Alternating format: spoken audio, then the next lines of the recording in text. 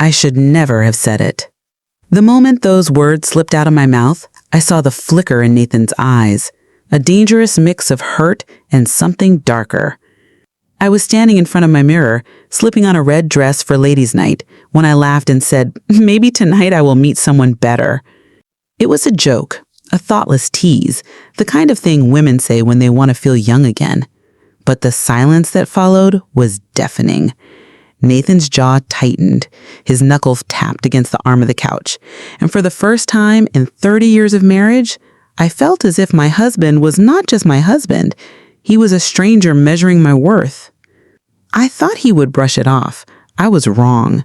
That single careless sentence became the crack that split open everything, and I never imagined he would actually take me at my word.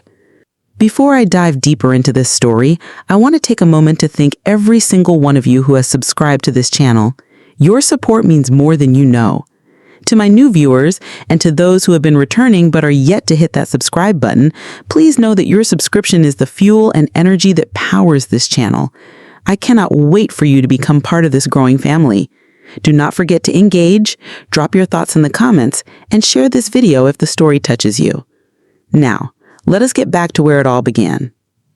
My name is Judith. I am 55 years old. My husband, Nathan, is 56. We have been married for 30 years, raising children together, building a life in Delaware, and settling into the comfort of routine. But comfort has its price. Our intimacy had grown tired. Our conversations often circled around bills, doctor visits, and the weather. There were moments when I felt invisible, and I suspect Nathan felt the same. So when my friends invited me out for a ladies' night, I thought it was harmless fun, a chance to laugh, drink wine, and remember what it was like to be seen. That night I wore a red dress Nathan had not noticed in years. My girlfriends teased me, told me I still had it, and maybe I wanted to prove that to myself. When I joked about meeting someone better, I thought Nathan would roll his eyes, maybe toss a playful remark. Instead, his expression hardened, and he said nothing. He just watched me leave, his silence like a warning I ignored. In the days that followed, Nathan grew distant.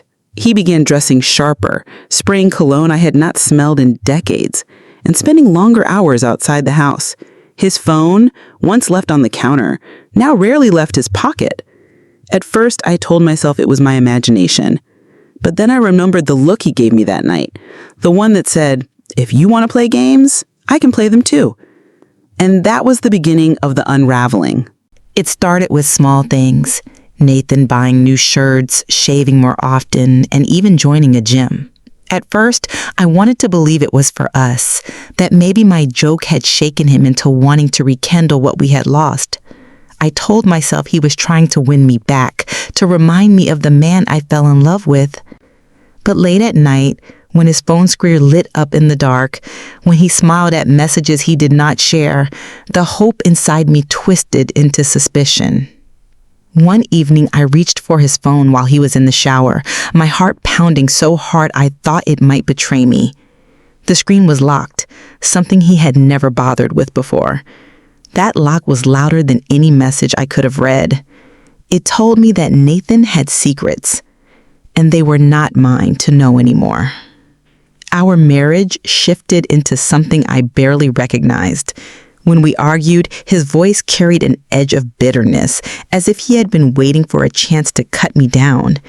When we were tender, it felt forced, like a performance for an audience neither of us believed was watching.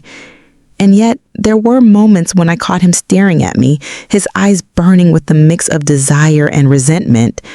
It was as if my joke had awakened a side of him I had never seen before, one that wanted to punish me and prove me wrong all at once. I tried to fix things. I cooked his favorite meals. I reached for his hand when we walked. I dressed up just to remind him that I was still the woman he chose 30 years ago. Sometimes, for a fleeting moment, it seemed to work. His lips would linger against mine, his hands would rest on my back a little longer, and the air between us would crackle with the heat I had almost forgotten. But it never lasted. The nights grew colder, even when we shared the same bed. The silence became unbearable. One day, after another fight over nothing, I told him, "Nathan, If there is something you need to tell me, say it. He just smirked, kissed me on the forehead, and walked out the door. A week later, I found out the truth. I had followed him, desperate and trembling, clutching my steering wheel as I trailed his car through the streets of Delaware. My stomach turned when I saw him pull into a quiet restaurant, a place we had gone to on anniversaries. And there, under the soft glow of the lights, Nathan sat across from a woman who was not me. He leaned in close, smiling the way he used to smile at me, and when her hand touched his, he did not pull away. My joke had become his reality, and in that moment, watching from the window, my world shattered. I stood outside that restaurant window for what felt like a lifetime, watching Nathan's fingers brush against hers. My heart screamed, but my body stayed frozen, as if moving would make it real. I finally turned away, drove home with tears blurring the road, and sat in the dark until I heard his key turn in the lock hours later. When he walked in, his face betrayed nothing. He smelled of cologne and wine, and for a moment I hated how familiar and intoxicating it still was. I looked him dead in the eyes and said, "I know."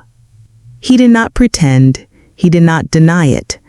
Instead, he sat down across from me and whispered, "You are the one who told me to find someone better." His voice was calm, but beneath it, I heard years of buried resentment and pride. My joke had not just bruised him, it had put deep into the man who once swore to protect me from everything, even from myself. The argument that followed tore through us like a storm. I shouted about betrayal, about the decades I had given him, about the children we raised and the promises we made. He shouted back about loneliness, about feeling unwanted, about the humiliation of hearing his wife wish for someone better. Every word was another knife. We were two people bleeding, each blaming the other for the wound. And yet, in the quiet after the shouting, I saw the truth in his eyes. He had not fallen out of love with me. He had stumbled into a reckless attempt to reclaim his pride. My careless joke had opened the door, but his choice had walked through it. The blame was not mine alone, and it was not his alone either. It belonged to both of us. For weeks after that night, we lived like ghosts in the same house. The air was heavy with unspoken words, the weight of betrayal pressing down on everything we touched. Some nights I hated him. Other nights I hated myself. But deep inside, I knew something had shifted forever. Marriage does not break from one moment. It breaks from 1,000 cracks that go unnoticed until one careless word or one selfish action finally makes it collapse. In the end, Nathan and I sat across from each other and decided that we could not keep living like strangers. We chose counseling, not because it promised to fix us, but because it was the only way to see if there was anything left worth saving. Healing is not quick, and forgiveness is not clean. But I have learned something that I will carry until my last breath. Words are not harmless. They can poison, they can tempt, and they can destroy. To anyone listening, never test love with jokes you do not mean. Never dare your partner to imagine life without you, because sometimes they just might try it. Thank you so much for watching and listening to my story. Please share your thoughts in the comments. I would love to hear if you believe words can wound a marriage as much as actions. Do not forget to like this video, share it with someone who may need to hear it, and subscribe to this channel. Your support keeps these stories alive.